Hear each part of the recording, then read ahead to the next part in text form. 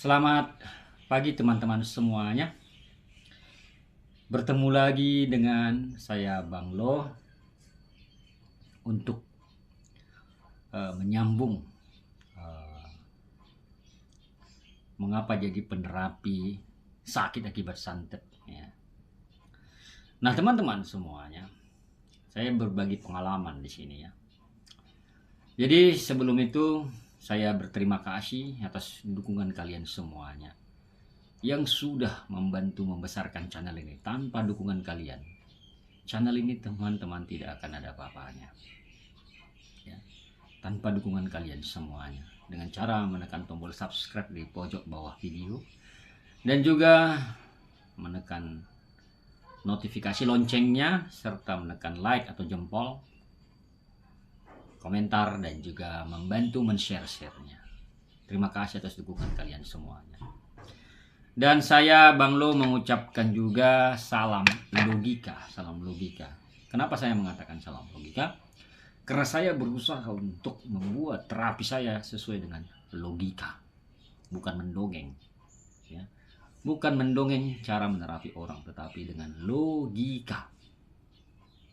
Berlimpahlah kebijaksanaan untukmu dan keluargamu, kini dan masa yang akan datang. Dan selamat pagi, shalom, assalamualaikum, damai sejahtera, om swastiastu dan namo buddhaya, serta salam kebajikan buat semua teman-teman yang ada di seluruh belahan dunia. Nah teman-teman, menyambung dari part 1 tentang mengapa Bang Lo menjadi seorang penerapi sakit akibat santet ya. Jadi menjadi seorang penerapi atau membantu mengobati seseorang dari sakit akibat sihir atau santet, teman-teman, saya pribadi tetap mengalami yang namanya rintangan atau kekacauan pikiran akibat omongan orang, teman ya, yang membuat ya misalnya kata-kata rintangannya salah satu misalnya konten dukun ya, konten dukun, apalah itu konten-konten begitu, tidak mendidik gitu ya, tidak mendidik.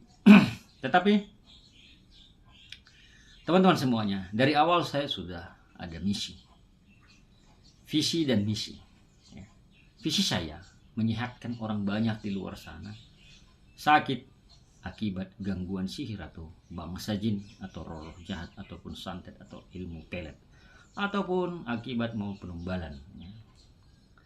Jadi saya tetap pada misi saya mengingat misi itu, walaupun ya terkadang teman, awal-awalnya dulu ya, teman, keluarga ya, kayak seperti memandang sebelah mata ya, memandang seperti sebelah mata ya, seakan-akan saya ini yang saya lakukan ini salah gitu loh ya. Seakan-akan yang saya lakukan ini salah di mata sebagian orang, tapi di mata sebagian orang lain yang sudah mengalami perubahan ya, terima kasih Bang Lo, saya bisa bekerja lagi. Terima kasih Bang Lo, saya sudah sehat. Terima kasih Bang Lo, saya sudah bisa jalan lagi dengan baik.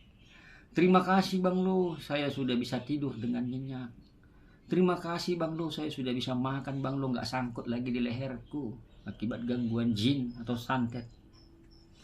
Terima kasih Bang Lo, saya sudah nggak muntah darah lagi akibat teluh ya. Jadi sebagian orang menganggap yang saya lakukan salah gitu loh. Kalau saya berpatokan menganggap orang memandang sebelah mata, ya saya nggak akan jalan. Saya tidak akan terus pada visi saya atau misi saya menyehatkan orang banyak di luar sana. Jadi kata-kata cacian, hinaan, itu saya jadikan semacam motivasi, cambukan untuk saya lebih berkarya lebih banyak lagi, membantu jiwa-jiwa untuk dilepaskan dari akibat gangguan roh-roh jahat atau sihir atau santet. Nah teman-teman, ya mungkin kata-kata kalau kita mendengar sepintas, konten dukun lainnya, nggak jelas. Ya. Mungkin sepintas kita mendengar akan merasa tersinggung. Ya. Tapi saya tidak akan pernah mau tersinggung. Ketika kita mulai tersinggung, berarti kesabaran kita kalah dengan yang namanya ketersinggungan tersebut. Ya. Jangan fokus membayangkan, kayak saya pribadi, jangan fokus membayangkan cibiran orang. Ya. Jangan fokus membayangkan pandangan sebelah mata orang terhadap apa yang saya lakukan. Tapi coba perhatikan dari orang-orang yang tidak mampu melepaskan dirinya akibat gangguan sihir tersebut. Ya, akibat gangguan sihir tersebut, maka saya akan berpikir bagaimana membuat orang tersebut menjadi lebih baik dalam hidupnya.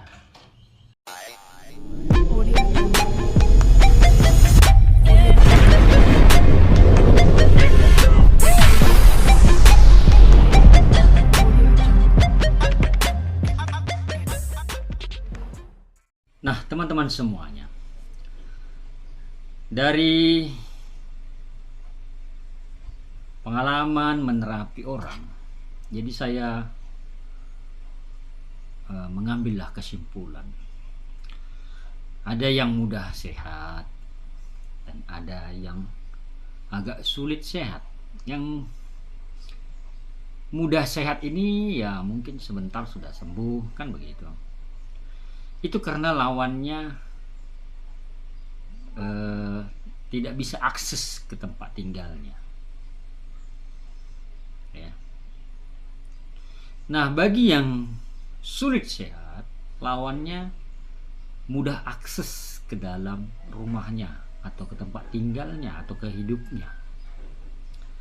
Nah, tapi ada juga sih kategori orang yang sulit sembuh padahal kasusnya tidak terlalu berat, tetapi karena keraguan dan ketidakpercayaannya terhadap sakit yang dialami, apakah ini sihir atau medis, itu yang membuat dia keraguan-raguan.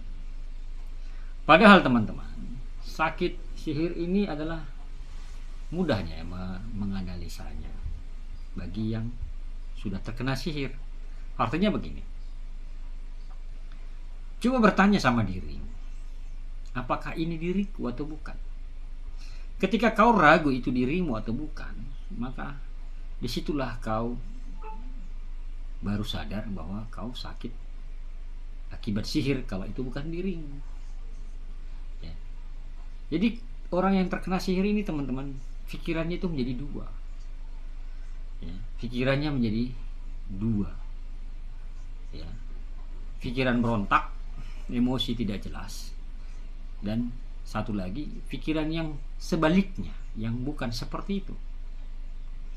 Nah, cuman ya, setiap orang memahami hal-hal begini, pemahamannya tentang sakit akibat sihir ini ya berbeda-beda pemahamannya, dan pemahamannya ini ya tergantung logika masing-masing. Ya, tergantung logikanya masing-masing. Ada yang misalnya dia udah positif sakit sihir, ya saya sudah berikan jawaban sakitnya akibat sihir, tapi dia tidak mau menjalankan solusinya. Ada yang begitu ya, ada yang begitu.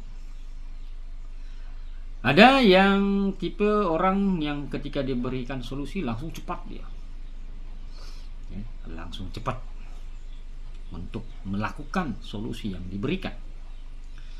Jadi macam-macam karakter orang teman-teman. Dan ada orang juga yang lebih percaya pengobatan itu ya sifatnya ya kalau dilihat dengan matanya nih berdoa gitu. Ada yang begitu. Ada juga yang dengan menggunakan media bahan-bahan yang sulit didapat. Ada yang lebih percaya begitu.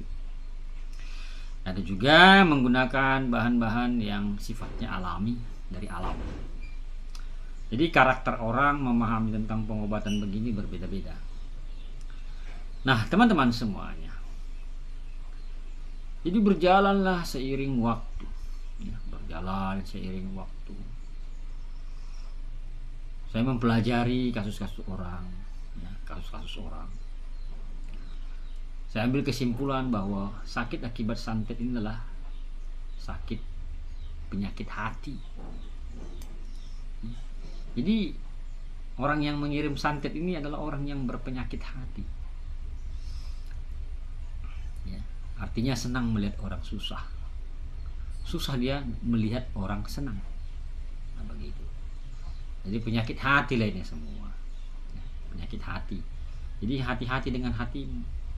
Hati-hati dengan hatimu. Jangan kau buat hatimu menjadi susah melihat orang senang, dan senang kau melihat orang susah.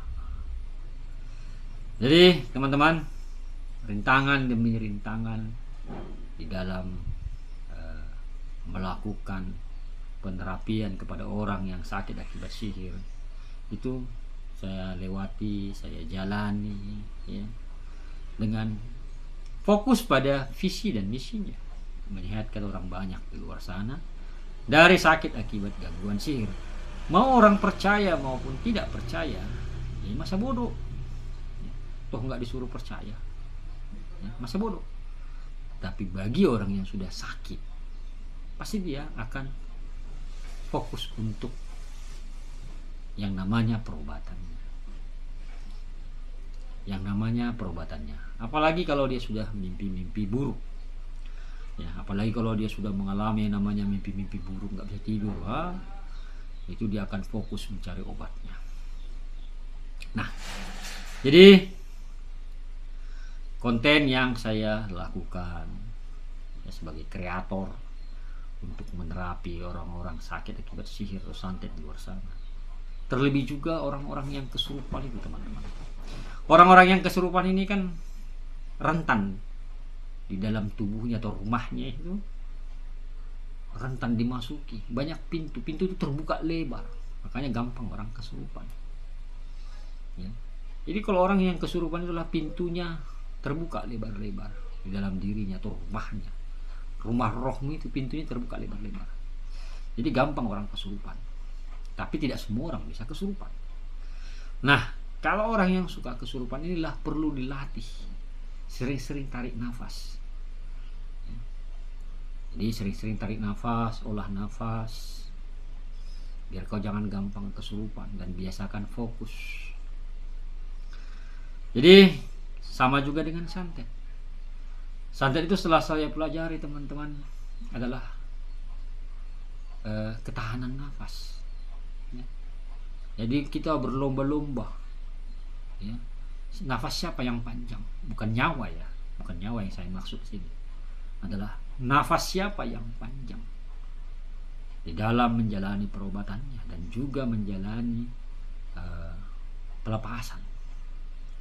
Jadi ketika seseorang juga mengalami namanya perobatan, dia akan mengalami gangguan pikiran, dibuat ragu-ragu maupun sulit percaya. Nah, itu dulu teman-teman, ya. Itu dulu teman-teman, ya. Nanti saya lanjut lagi part 3 tentang kenapa saya jadi seorang perapi. Jangan lupa yang belum, saya juga mengadakan yang namanya live terapi untuk pembersihan dan pelepasan. Yang sudah gabung, saya ucapkan terima kasih. Memang butuh biaya untuk bergabung, ya, untuk menjalani yang namanya pembersihan dan pelepasan secara live di YouTube dengan saya, Bang Lu. Yang belum bergabung, ayo bergabung, ya, untuk pembersihan dan pelepasan, biar rohmu kuat, ya, biar rohmu kuat terhadap serangan sihir tersebut. Baik, saya Bang Lu mengucapkan syukur dan terima kasih, dan sehatlah selalu. I love you, I miss you. Bye bye.